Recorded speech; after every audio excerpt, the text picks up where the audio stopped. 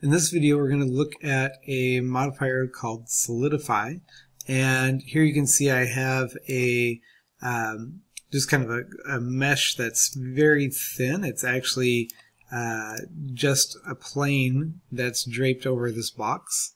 We'll get into how to do that in another video later. But what I want to do is I want to go to my properties editor, and I'm going to go to where it says add modifier. Under generate, I'm going to go down to where it says solidify. And then there are a lot of options here. You can do vertex groups. You can do different settings here to play around with and try out. Most of these won't affect my particular mesh here, except for thickness is what I want to do. And I can see it's working really weird as I go towards positive numbers. If I go the opposite direction, though, it's acting more in the way that I would expect it to.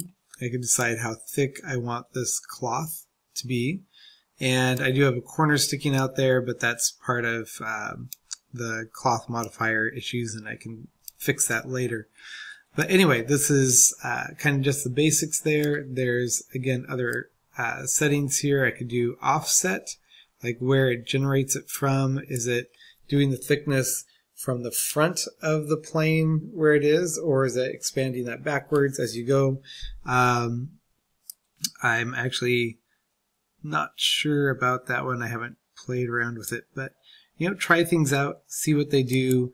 On mine, I probably do not want to click even thickness, and that's part of case by case.